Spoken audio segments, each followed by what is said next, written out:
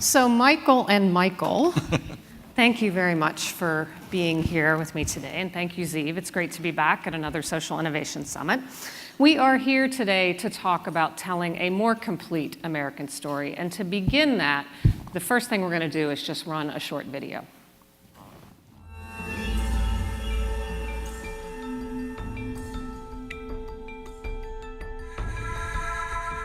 Over the course of 3 centuries, more than 4 million people were forcibly taken from their homelands across the continent of Africa to become the human fuel driving a booming economic engine in the New World. West Africa and other outlying areas became a place where you can get cheap labor. And the slave trade became a boom. It became a world changer. And that went on for 300 years as Africa, the continent of Africa, became an endless supply of human cargo. After weeks or months at sea in nightmare conditions, the enslaved Africans that survived the journey arrived at quarantine sites in the New World. From there, almost half of all enslaved Africans took their first unimaginable steps of slavery across the boards of Gadsden's Wharf on the Charleston waterfront, where they were sold as property. 48.1% of all of the African slaves that came to the United States entered this country through Charleston. So blackness, black culture, the African experience, the African American experience, slavery, however you want to slice it, this is ground zero. From this epicenter of history, on this hallowed ground, will now stand a museum of connection, of education, and remembrance of one of the most significant events of human migration the world has ever known. I am Barbados. I am Senegal. I am Togo. I am an American.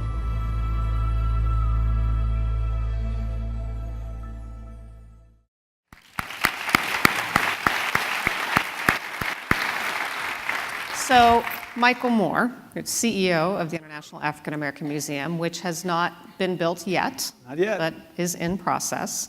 Give us a broader sense of this museum, its purpose, and its critical role in telling that more complete history. Well, I think back, I read a couple of years ago that, and I won't name the state, but that slavery was described as, quote unquote, when the Africans came to help out with the farming. And I think everybody understands that there's really no historical integrity to that. And so because we're in Charleston, because we happen to be on the spot where about half of all of the Africans who came to this continent took their first steps, I think we have a unique opportunity to tell a broader swath of the story. This is American history. It's all of our history. It happens to be the part of American history that is seen through the lens of the African American experience, but we're very excited. There will be a couple of really important sort of anchors to the experience. First will be a memorial to those who took their steps there. And we've got some very exciting plans, international plans around that. And then the actual building itself will be anchored on one side with a gallery talking about all the variety of cultures and languages and histories of the people who came here. It's a misconception that the Africans who came here were monolithic. They were all sort of one people, and so we want to explore that feat. And then on the other side, we're really excited about a Center for Family History. So Mike and I were talking beforehand, and we probably, I think he said you can go back 4 generations, I can go back about that, and that's pretty rare within the African American community. One of the greatest casualties of this period of enslavement is the fact that we pretty much lost our sense of history, not only in this country, but absolutely beyond where we came from. And so, to make a long story short, we've got a center, we've got some of the best genealogists on board, and someone can walk in really not having a clue about their history and walk out knowing not just in this country being able to trace their lineage, but also through DNA testing wherever in the world that they came from. So we're very excited. It's an exciting project that we're undertaking, and we're raising the money to be able to finish this and to break ground and get going. Yep. So, Michael, you're also an entrepreneur leading a new initiative in about year 2, My Brother's Keeper, for President Obama. Talk a little bit about what that is and how you're helping boys and young men of color. Yeah, it's interesting, this conversation about the complete American story. And I think for boys and young men of color in this country, in order to talk about the complete American story, they need to be a part of that story, to feel that they're part of that story, to feel that they have an opportunity to shape that story. And in America, we have a real challenge. We've got about 7 million young people in this country that are not in school and not working. The vast majority of them happen to be boys and young men of color. The President's Council on Economic Advisors did a study last summer that showed if you were a baby black boy born 25 years ago, you have a 1 in 2 chance of being employed today. That's due to early death, incarceration, or other inequities with education and employment. And so we have so many millions of boys and young men of color with great gifts and talents and resources that are not participating. And we have to be really careful if we're going to be a country that is globally competitive for the long haul to make sure that we're benefiting from all of those young people's talents. And you have so many young people across this country who do not feel like they're being engaged, who do not feel like they have an opportunity. When I go into communities and I meet with young people who are 13 and 14 years old who have tattoos on their face, they don't think they're going to make it to 30 to that job interview. And so we have a real problem about needing to engage them in the American story. So the president started My Brother's Keeper really after the verdict in the Trayvon Martin case, where he came and he surprised the American public at a press conference and he said, I'm really concerned about young men of color in this country. I'm concerned about the opportunity gaps, and I'm concerned that they don't think that this society cares about them. And so there has to be something that we can do. And so fast forward 6 months later, the My Brother's Keeper initiative was created in the East Room of the White House, where the president signed a presidential memorandum with the full weight of law, and he put 3 streams of work into place. There's a policy stream of effort where we have 22 cabinet members and heads of White House offices that had to give specific recommendations to the president on what we can do, and we have 80% of those recommendations that are complete or on track right now. Things like Second Chance Pell, so for the first time in 30 years, prisons and universities can partner together so that inmates can get access to Pell Grants. We launched Beyond the Box, really encouraging colleges and universities not to have kids check a box to say if they had been arrested, so those applications go in the trash. We launched a Summer Opportunity Project 2 years in a row, giving millions of dollars to help young people with first jobs. There's a place-based part of the work where there are now 250 My Brother's Keeper communities in every state. And I just went to the last state, which was New Hampshire, which was the last state to become a My Brother's Keeper communities, where the communities have committed to developing these cradle to college and career plans, putting real resources around bold goals to do something about these opportunity gaps. And finally, the private sector has stepped up in a big way. We've seen $600 million in aligned investment so far. I saw Nancy Negron here from Opportunity Finance Network. They made $1 billion annual commitment from CDFIs for low interest financing into the organizations that are doing this work. So we're working very hard to make sure that boys and young men of color and all young people can achieve their dreams and see themselves as a part of the American story. Well, and now soon you'll have another wonderful place to bring them. And last week I had the incredible honor of standing kind of behind the podium with Michael, with Charleston's longtime, now former Mayor Joe Riley, who was our mayor for 40 years, and our CEO, Mike Giannone, as Blackbaud announced a significant gift to the museum.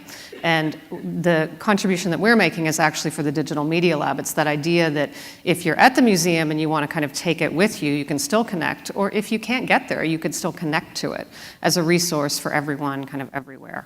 And when we were there, the announcement was actually at Gadsden's Wharf. They've actually excavated and found remnants of the wharf. It's really very moving. And you talked a little bit about your own history. Would you mind sharing a little bit of that? Yeah, I've been blessed in my career. I've had lots of great jobs, but none with sort of the skin in the game that I have with this. My great-great-grandfather, well, first, even before that, my great-great-great-great-grandmother, we believe, took her first steps in this continent right on Gadsden's Wharf, where we'll be building the museum. And her grandson, Robert Smalls, my great-great-grandfather, commandeered a Confederate boat as an enslaved African, took it through Charleston Harbor and delivered it to the Union, fought in the Civil War, was the first African American to command a U.S. military vessel, ran for the legislature in South Carolina, served in both houses, created in South Carolina the first free, mandatory, statewide public school system, and that was the first in the country, by the way. Ended up going to Congress, served across 5 terms, did a number of things there. So I've had lots of history personally in Charleston, and being able to work on a project that I feel so deeply, sort of connected to just makes it all the more special and gives me that even more, that little extra, kick in the pants to make this thing happen, to get the money raised and to get it open. Yeah. So I'd love to hear your reactions of the museum, and particularly, next week, Charleston is marking a year since the Mother Emanuel tragedy, which, Charleston, again, was ground zero, but it really did affect people everywhere. And one of the questions that we think about is, have we done enough? Have things changed enough since that tragedy? And where do we need to go? What can each one of us do? This museum has a wonderful role, and it's going to help us tell a more complete story. It's going to help us celebrate accomplishments that have been left out of history. What are your reactions? First on the museum, I'm so incredibly excited about it. I was telling Michael that I had an opportunity a month or so ago to visit the Civil Rights Museum down in Atlanta. And it's an opportunity, no matter how many times you read it in the history book, to interact with it, to touch it, to kind of be transported back there. They have an exhibit where you sit at a lunch counter and you put the headphones on, and there are people yelling profanities, just as our freedom fighters went through at that time. And it is so incredibly important for our young people to know their history, to know where they came from, to know the heroes like your great-great-grandfather who fought on their behalf, to know that they have that same spirit inside of them to keep fighting through the challenges that they'll have today. And so I'm so excited about all of the recognition of our history and the opportunities that our young people will have to interact with that. And in terms of the work of My Brother's Keeper and the tragedy in Charleston, I think one of the things that is so important is talking about it. We have a history in organizations and in this country of wanting to sweep things under the rug. And if we are not honest about our past, if we are not honest about our biases, we will never overcome them. And that's why I'm so proud of these My Brother's Keeper communities around the country that are having the tough conversations. Mayor Marty Walsh in Boston, he said to me, "Michael, you tell the president that this Irish Catholic mayor is going to talk about race." Yeah. And all across the country, in Nashville, we're seeing that stepped up. It's incredibly exciting, and that's where change begins to happen. I wanted to just add, I grew up in Boston in the 70s, and while Boston has sort of the branding of being a very liberal, progressive place, at least at that time, it was kind of tough around issues of race. Busing was a big issue, and so that, I think, exacerbated racial tension. Yeah. Because of my connection to Robert Smalls and someone in history that I could sort of reach back and feel good about, I think that really created something of a counterbalance against a lot of the stuff that society was throwing at me. And so, I've got 4 young sons now, and I try to fill them with as much good stuff as I can, knowing what the world will throw at them. And the world throws stuff at everybody, but in particular, I think, as Mike said, that there are some unique challenges to young men of color. And so that's another reason why I think this museum is so important. People need to know that there are people who look just like them who have achieved great things. I read a statistic that I don't know whether it's literally true or not, but I think directionally it's true. It said that 95% of all the people who young children learn about from K through 12 are white men. And if you happen to be a white male, then obviously that positions you for success. You don't think twice about what you can do and accomplish. But if you are not, if you're a woman, if you're a person of color, then it can call into question, sort of the arc of your aspirations and where you might think you can go. And so I think, museums like the amazing one that's being built here and the one that we're building in Charleston, I think have a really important role. Again, not just to tell sort of the broader sort of swath of American history, but also to help people whose history has been muted to some degree to hear those stories and to feel a connection to some stories that they can feel good about as well. And you have a very extensive advisory board, some people, some who were in the video and others across the country and who are helping with this effort. Where are you exactly in the project? We are in the design phase. In terms of the actual building, we've got an amazing group of partners. I.M. Pei's partner Harry Cobb is our architect. We've got Ralph Applebaum and Associates, the preeminent museum designer, working with us. We've got a wonderful group, and we're pulling together a very powerful and impactful experience. From a sort of business side, total project is $75 million. We've raised about 55 of that at this point, and those last dollars are the most important ones so that we can get going. And we're on the road and having fun. Yeah, so you can come down and help us celebrate the groundbreaking I'm ready. and the opening and, Absolutely. and bring your family from North Carolina. So any final thoughts for our audience here about that complete story? How long is it going to take us to catch up? I mean, we have a lot of history to cover that I know I wasn't taught. A lot of us weren't taught. That's probably a $64,000 question. I mean, I don't know how long it will take. I know that, the American people, there's a goodness and there's an impulse towards sort of the right thing that just needs to be fed. I mean, we're in an environment now, not to get too political, but where race and nationality and gender are perhaps used as wedge issues and divisive kinds of things. And I think if we can sort of power through those kinds of experiences and focus on, the ideals, those American ideals that our founding fathers talked about, I think, we can do that. Yeah, wonderful. Final parting thought?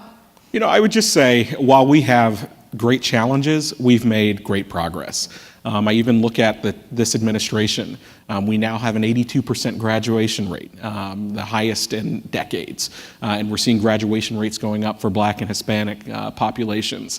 We talk about the negative images of boys and young men of color, but we know that there are more young men of color that are in college than are in prisons. I meet scientists, I meet coders, I meet founders, and we've got a great story to tell about the amazing young people in this country who we should be lifting up and supporting. The other thing I would say is we all have a role to play. We are doing a great deal on policy, we are calling the private sector to action, but everyone has a role to play in making sure that the doors of opportunity are thrown open for the young people that come behind you. You can be a mentor, you can host an apprenticeship, you can open an internship for your small business. Do whatever it is that you can do to make sure those that come behind you have the same opportunities that you have. Not because it's a moral thing to do or the right thing to do, but because it's dependent on the success of our nation's future. Yeah. Well, Michael and Michael, thank you very much. Sure. Thank you.